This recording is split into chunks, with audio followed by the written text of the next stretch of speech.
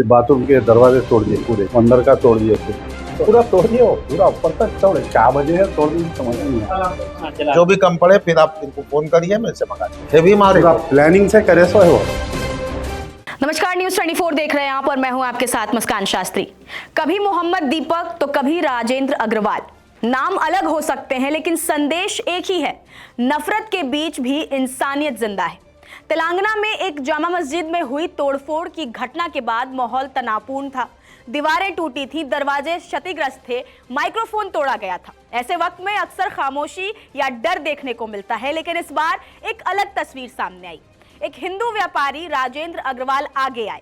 जैसे ही उन्हें नुकसान की जानकारी मिली, वो खुद मस्जिद पहुंचे, मस्जिद कमेटी से मुलाकात की, आर्थिक सहयोग के रूप में चेक सौंपा और बाउंड्री वॉल, दरवाजों और अन्य क्षतिग्रस्त हिस्सों के पुनर्निर्माण की जिम्मेदारी लेने का संकल्प किया। तो आज से शुरुआत अपन गंगा जमुना तहजीब से करेंगे और मैं तहे दिल से ये बोल रहा हूँ कि पुरानी बातों को भूल के आप अच्छे से लाइए, रखिए और अपने दिल में से गिला शिकवा निकाल के सब अच्छे से आज से अपन नई जिंदगी, नया काम चालू करें, ऐसा कुरान बनाइए। शुक्रिया।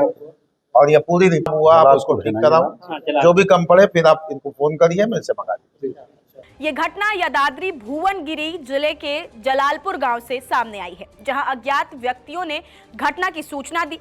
रिपोर्ट्स के मुताबिक दीवारों को नुकसान पहुंचाया गया, खिड़कियां तोड़ी गईं, शौचालयों के दरवाजे तोड़ दिए गए और मस्जिद के साउंड सिस्टम से छेड़छाड़ की गई। परिसर के अंदर खाली बियर की बोतल भी मिली, जबकि पवित्र कुरान की प्रतियां कथित तौर पर इधर उधर बिखरी पड़ी थी। मस्जिद समिति के सदस्यों ने घटना पर गहरा दुख जताते हुए कहा कि किसी भी पूजा स्थल का सम्मान हर हाल में किया जाना चाहिए। इंसानियत पे धब्बा है वो सबसे ज्यादा। जो आदमी भगवान की किताब को फेंक दिया, उसके आगे आइए राजू भाई एकदम। इसी बीच स्थानीय व्यवसायी और राम कंडक्टर्स के प्रबंध निदेशक राजेंद्र अग्रवाल ने पहल करते हुए समुदाय के प्रतिनिधियों से संपर्क किया। उन्होंने मस्जिद के जीर्णोद्धार और मरम्मत कार्य के लिए आर्थिक सहयोग देने की पेशकश की। बाद में अग्रवाल ने घटनास्थल का दौरा किया, मस्जिद समिति के सदस्यों से मुलाकात की और क्षतिग्रस्त ढांचों के पुनर्निर्माण और आवश्यक सुविधाओं की बहाली सहित मरम्मत के लिए आर्थिक सहायता सौंपी। उन्होंने इस बात पर जोर दिया कि किसी भी धार्मिक स्थल पर हिंसा की घटनाएं अस्वीकार्य हैं और शांति और गरिमा की रक्षा के लिए समाज को एकजुट होना ही चाहिए। यह सिर्फ एक आर्थिक मदद नहीं थी, ये एक प्रतीक था कि इबादतगाह चाहे किसी की भी हो, उसकी बेअदबी परे समाज को चोट पहुंचाती है।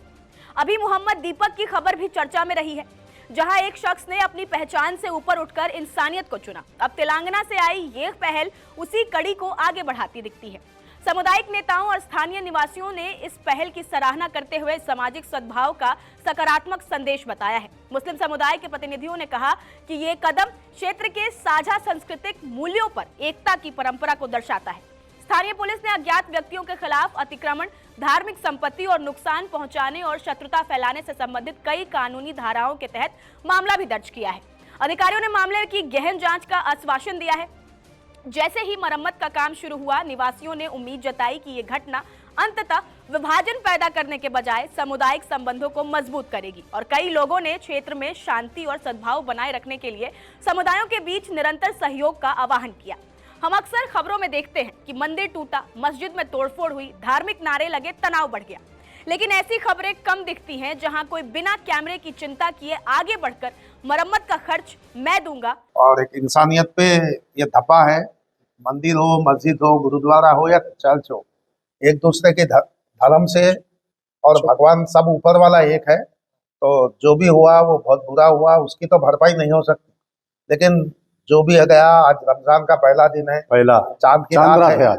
तो आज से शुरुआत अपन गंगा जमुना तहजीब से करेंगे और मैं तहे दिल से ये बोल रहा हूँ कि पुरानी बातों को भूल के आप अच्छे से लाइए, रखिए और अपने दिल में से गिला शिकवा निकाल के सब अच्छे से आज से अपन नई जिंदगी, नया काम चालू करें, ऐसा कुरान बनाइए। शुक्रिया। और ये पूरी रिपोर्ट हुआ, आप उसको ठीक कराओ। जो भी कम पड़े फिर आप इनको फोन करिए, मैं से मंगा देंगे। राजेंद्र अग्रवाल की ये पहल बताती है कि समाज सिर्फ उकसाने वालों से नहीं चलता, समाज को संभालने वाले भी होते हैं। अब ये सवाल भी जरूरी है कि क्यों हर तोड़फोड़ के बाद राजनीति पहले पहुंचती है और मरहम बाद में? क्यों नफरत की खबरें ट्रेंड करती हैं और भाईचारे की खबरें दब जाती हैं? अगर एक व्यक्ति अपने स्तर पर दीवार खड़ी कर सकता है तो दूसरा उसे गिरा भी सकता है। लेकिन असली ताकत उसी में है जो टूटी दीवार फिर से खड़ी करे। मोहम्मद दीपक हो या फिर राजेंद्र अग्रवाल, ये नाम हमें याद दिलाता है कि पहचान से पहले इंसान होना जरूरी है। नफरत की हर घटना के बाद अगर एक हाथ मदद के लिए आगे बढ़े तो समाज का संतुलन बना रह सकता है। इबादतगाहों की मरम्मत से ज्यादा जरूरी है रिश्तों की मरम्मत, और जब कोई बिना शोर किए ये जिम्मेदारी उठाता है तो वही खबर असली उम्मीद बन जाती है। आप इस मुद्दे पर क्या कहेंगे? अपनी राय हमें कमेंट कर जरूर बताएं। नमस्कार, मैं हूं मानक गुप्ता।